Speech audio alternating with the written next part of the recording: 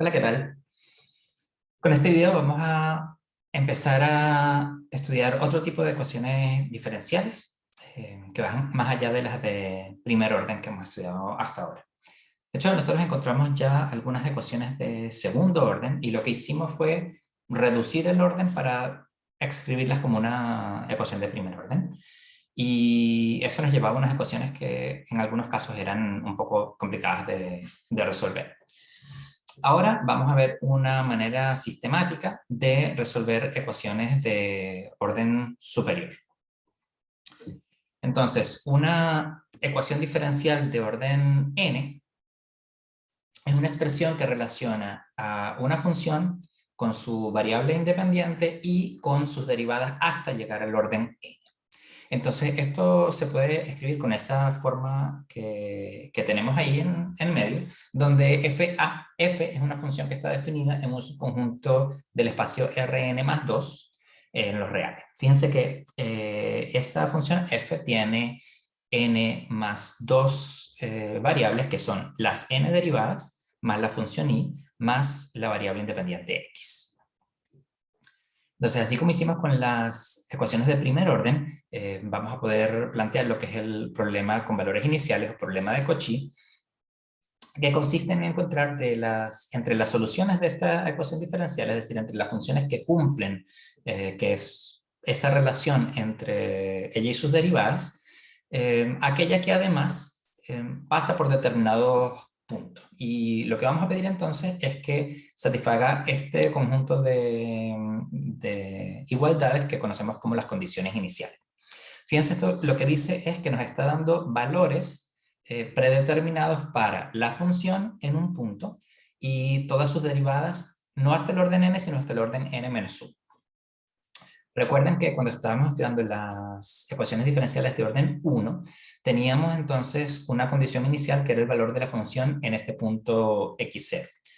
Ahora que tenemos, bueno, si tenemos una ecuación de orden 2, vamos a tener como condiciones iniciales el valor de la función y de su primera derivada en el punto x0 dado. Entonces, si tenemos una ecuación de orden n, vamos a tener estos puntos estos valores hasta la derivada de orden anterior al último, que es el n-1 en el punto x0.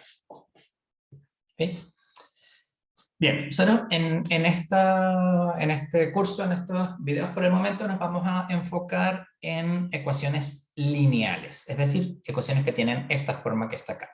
Entonces tenemos unos coeficientes que están multiplicando a la función y a todas sus derivadas, esto que aparece sumado del lado izquierdo. Esos coeficientes podrían ser variables con respecto a x, es decir, podrían ser funciones, o podrían ser simplemente números, que es el caso más sencillo, ¿sí? Pero fíjense que lo que aparece del lado izquierdo es una combinación lineal de la función y, su derivada, su segunda derivada y así sucesivamente hasta llegar a la enésima. Por eso es lo que se conoce esto como una ecuación lineal. Estas ecuaciones que tienen esta característica particular, vamos a encontrar un método para resolverlas y vamos a poder encontrar las soluciones para la ecuación diferencial, digamos lo que llamaríamos la solución general, que es una familia de funciones, y la solución para el problema de valores iniciales. Vamos a suponer que la función a sub n de x es distinta del 0 para todo x en un intervalo que nos interese alrededor del valor x0. No vamos a entrar en los detalles técnicos sobre cómo tiene que ser ese intervalo, etcétera, pero que contenga el punto x0 en su interior. Y vamos a suponer entonces que es distinto de 0, porque de esa manera nosotros podemos pasar a dividir y despejar la función yn y hacer unas ciertas transformaciones que nos permiten demostrar la existencia de unicidad de solución para el problema de Cauchy. Entonces, en principio, una hipótesis técnica. Fíjense que si a sub n fuese 0, entonces en esos puntos ya la derivada enésima no interviene en la ecuación, entonces se pasaría al orden anterior. Entonces, este tipo de cosas queremos tratar de evitarlas, no las vamos a considerar en este curso. Ahora hay un caso bien particular que es importante, que es cuando el lado derecho, esta función f, es la función idénticamente c. En ese caso vamos a decir que la ecuación es homogénea. Aparecen solamente la función y sus derivadas y no tenemos esta función que aparece en el lado derecho. Y hay un par de cosas que podemos decir sobre las soluciones, si es que existen. No hemos dicho nada al respecto, pero si es que existen soluciones, podemos decir algunas cosas sobre ellas, tanto en el caso homogéneo como en el caso no homogéneo. En primer lugar, cualquier combinación lineal de soluciones de la ecuación homogénea también va a ser solución de la ecuación homogénea. Fíjense que si tuviésemos 0 aquí de este lado derecho y tenemos que hay y1 y y2 que satisfacen esta misma ecuación, entonces la suma de ellas dos, por la linealidad de la derivada, va a satisfacer también esta ecuación porque la derivada de la suma es la suma de las derivadas. Y así lo mismo la ponderación o multiplicación por escalares. Entonces, cuando armamos combinaciones lineales de soluciones de esta ecuación homogénea, resulta que ellas también van a terminar siendo soluciones. Es fácil ver simplemente escribir las ecuaciones y sumar y todo va a dar 0 más 0 más 0 más 0. Y otra cosa interesante es que si tenemos dos soluciones de la ecuación no homogénea, es decir, con la f del lado derecho, entonces la diferencia de las dos, la resta de las dos, va a ser una solución de la ecuación homogénea. ¿Por qué? Bueno, imagínense de nuevo que tenemos dos funciones y1 y y2 que satisfacen la ecuación no homogénea, y si escribimos esas dos ecuaciones y las restamos, lo que vamos a tener es la misma expresión del lado izquierdo, pero con la función y1 menos y2 y sus derivadas, y del lado derecho vamos a tener f menos f que da 0. Por lo tanto, la función y1 menos y2, junto con sus derivadas, cuando la colocamos ahí, me da 0 del lado derecho y por lo tanto solución de la ecuación homogénea. Esto es un punto sencillo, pero es importante para algo que viene en este momento, que es el teorema de existencia y unicidad de solución, que dice lo siguiente. En primer lugar, bueno, tenemos esta ecuación. Recuerden que estamos suponiendo que las funciones que aparecen como coeficientes de las funciones y y sus derivadas son funciones continuas, al igual que la f, y que además la a sub n no se anula. Entonces, bajo esas condiciones nosotros podemos garantizar que la ecuación homogénea tiene exactamente n soluciones que son funciones linealmente independientes. Recuerden un poquito sus conocimientos de álgebra lineal. Un conjunto n de vectores es linealmente independiente si el 0 se escribe únicamente de la manera trivial como combinación lineal de ellos.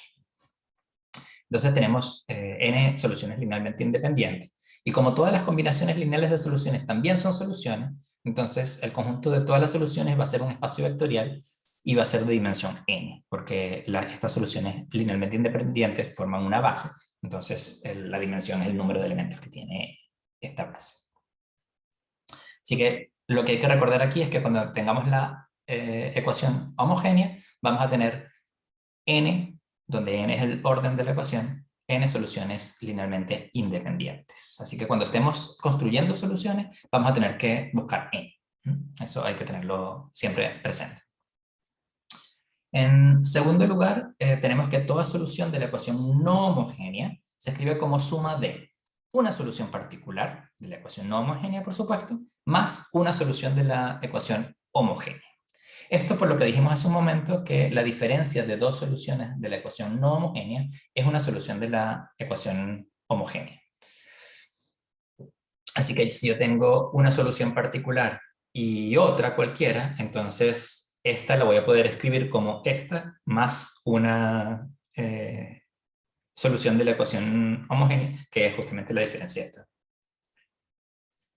Y el último punto que es importante es que el problema de Cauchy tiene exactamente una solución.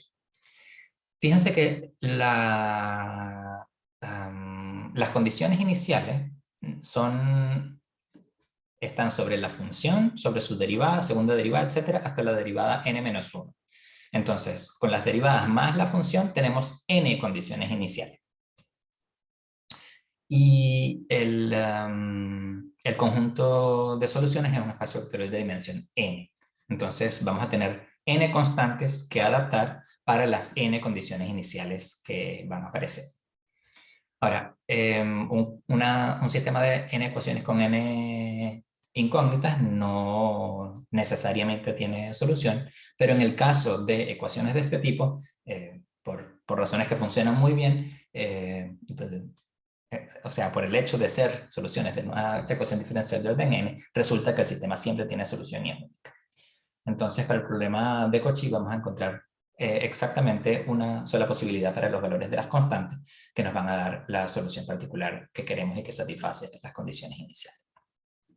Entonces, en los próximos videos vamos a construir los métodos que nos van a permitir resolver todas estas ecuaciones y vamos a ver que es bastante más sencillo que lo que hicimos antes con los métodos de reducción de orden. Así que nos vemos en los próximos videos para resolver todos estos problemas. Hasta la próxima.